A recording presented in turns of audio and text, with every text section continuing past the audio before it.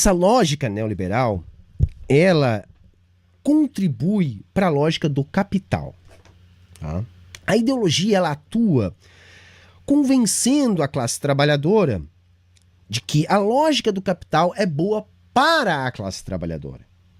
Então, a classe trabalhadora é levada a apoiar a privatização, é levada a não se organizar coletivamente, a abrir mão do sindicato, leva a classe trabalhadora a votar nos partidos e candidatos da direita. Só que o que a gente tem que começar a parar para pensar, e explorando esse tipo de contradição, tipo o que está acontecendo agora em Porto Alegre, porque nesses eventos a população percebe, porque aí você tem uma contradição. Peraí, mas não era bom privatizar? Por que quando acontece esse tipo de coisa a gente percebe que é pior quando privatiza? Né? Não tem um gaúcho que diga que melhorou o serviço depois da privatização da CE.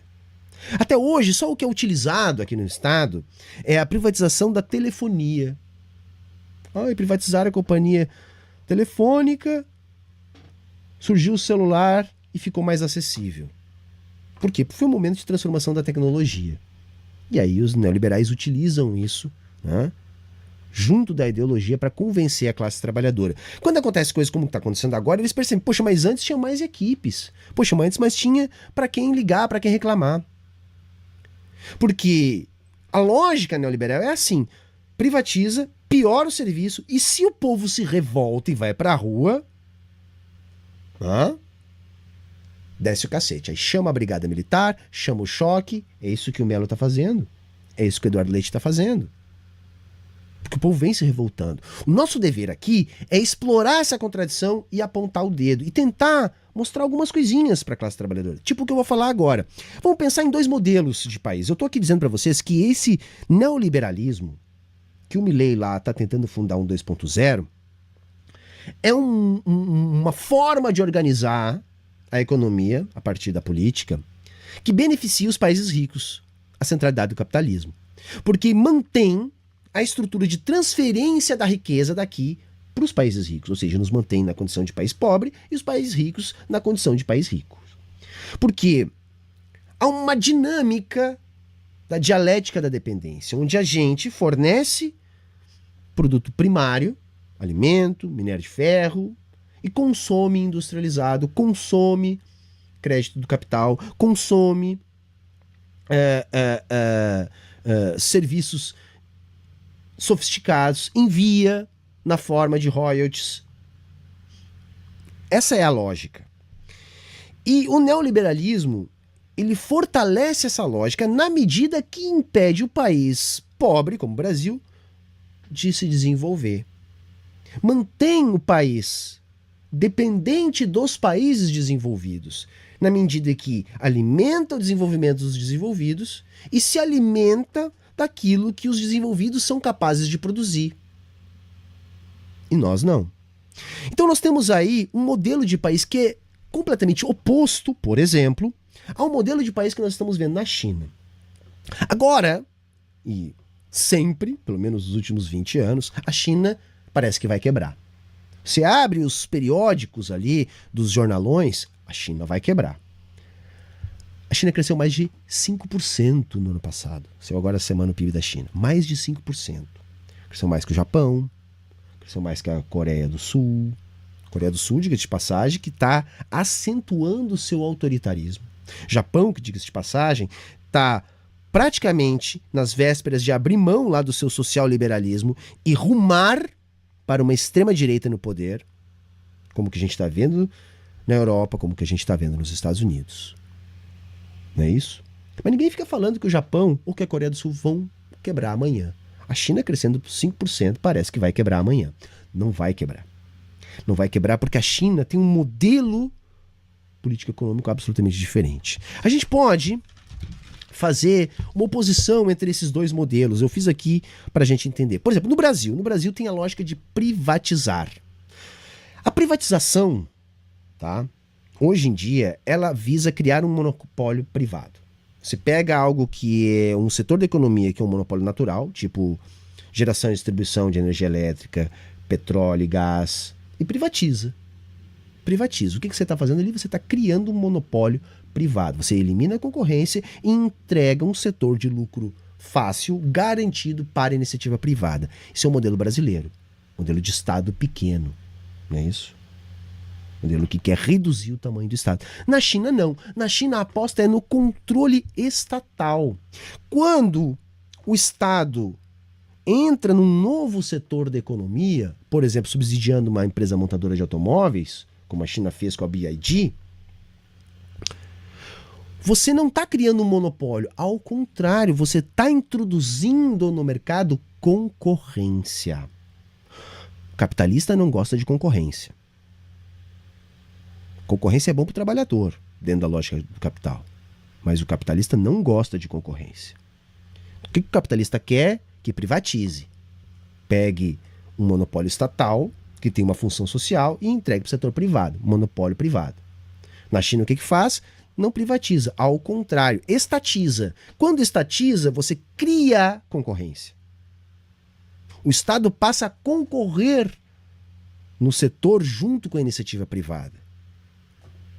Outro ponto é, quando há privatização, como no modelo brasileiro, há uma perda de competitividade industrial. Por quê? Porque a indústria não se desenvolve sozinha. É necessário construir uma escada do desenvolvimento tecnológico da indústria. Para isso tem que haver política industrial. Quando você tem, como no modelo chinês, o controle estatal, você está ganhando competitividade industrial. Vejam os carros chineses, que há 20 anos atrás eram nada mais do que lixo, comparados com aqueles produzidos na Europa, no Japão, na Coreia do Sul, nos Estados Unidos. Hoje a China já é líder no mercado de carros elétricos, que é o mercado mais tecnológico do mercado automotivo. Então, uma outra diferença que a gente também tem que entender é, no modelo neoliberal, que defende privatização, o que a gente tem? Nós temos o aumento da dependência. Ou seja, o consumo de produto da indústria no país que privatiza é um consumo dependente da produção externa, da importação, que cria uma série de problemas estruturais, ausências de dólares, crise de balanço de pagamentos. No modelo chinês, há uma redução da dependência. Hoje, por exemplo, o que a gente tem? A gente tem os países cada vez mais dependentes da China, e não o contrário. Enquanto que o Brasil, no seu modelo neoliberal, é um país cada vez mais dependente do mundo inteiro, inclusive da China. Porque não pensem porque a China é socialista, no meu ponto de vista, que ela é boazinha. Os chineses são altamente pragmáticos na sua política. É isso? Eles têm que entregar desempenho. Eu não subscrevo a tese da China imperialista, porque se a gente chamar o que a China faz de imperialismo, então tudo é imperialismo. Não é isso? Tudo é imperialismo. E eu acho que não existem imperialismos. Existe imperialismo da centralidade para a periferia. E a China ainda é periferia. Ela só está conseguindo esses avanços porque ela fez uma revolução, se desprendeu das amarras políticas e vem tocando um projeto desenvolvimentista feroz há muito tempo, blindando a sua população da interferência ideológica. Por isso que ela é acusada de ser uma ditadura. Não é isso? Quando, na verdade, ela defende o seu povo e seu projeto que faz da China crescer tanto e ter produzido um verdadeiro milagre em termos de tirar pessoas da pobreza. O modelo brasileiro neoliberal é um modelo que enfraquece o Estado e, portanto, reduz o ritmo de crescimento da economia capitalista. Por exemplo, gente, vocês terem uma ideia, há um grande debate sobre como o Brasil vai continuar crescendo os 3% que cresceu no ano passado. 3%. 3%. O pessoal está comemorando 3%. E, de fato, relativamente é bom. Porque se a gente comparar 3 com 0 ou 1, é bom. Mas quando a gente compara com um crescimento que nós teríamos que ter para deixar de ser um país pobre, é muito ruim. Mas Além dos problemas que eu já apontei aqui várias vezes, que são os problemas produto do arcabouço fiscal do Haddad, que nos impede de gastar e, portanto, nos impede de crescer, tem uma outra questão que eu acho que eu ainda não falei aqui, que é o seguinte: se o Brasil crescer 3 anos seguidos, 5%, o Brasil para. E digo mais, é impossível o Brasil crescer 5% 3 anos seguidos. Sabe por quê, gente? Porque não tem infraestrutura para isso. Porque para haver crescimento da economia capitalista, você tem que ter infraestrutura. A China só comporta um crescimento de 5%, 10% ou mais, como eles estão fazendo há tanto tempo, porque um dos principais, se não o principal investimento do Estado chinês é infraestrutura. Se você não tem estradas, portos, aeroportos, ferrovias, hidrovias, geração e distribuição de energia, se você não tem isso e outras coisas para além dessas, que eu não falei, você não tem como sustentar um crescimento vigoroso no longo prazo. Você chega num gargalo do crescimento econômico. Então vejam como é devastador o efeito do neoliberalismo. Ele só não deixa crescer, como além, ele impede de haver um crescimento sustentável de longo prazo. E isso, evidentemente, gente, tá? Existe porque a classe política que domina os países da periferia do capitalismo, os países pobres, ela é produto da classe capitalista desses países, que também tem relações de dependência com a centralidade.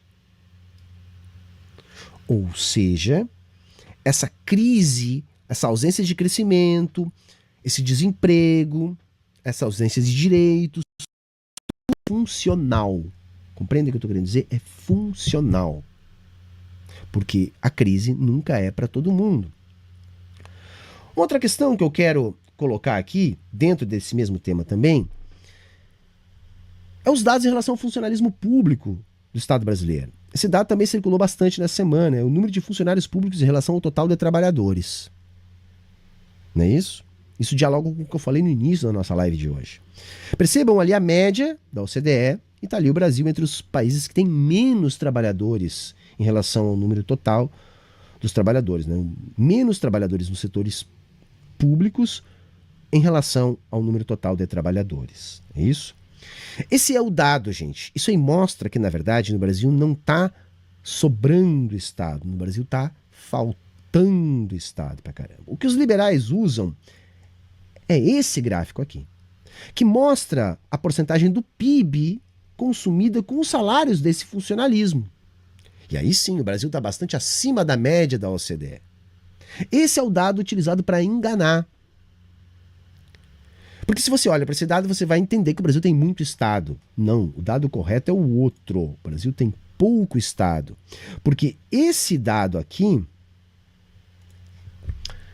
ele é produzido por salários que nem o da desembargadora lá do início da live, que ganhou 1 milhão, mesmo aposentada, como punição por ter livrado o filho da cana da acusação de tráfico de drogas.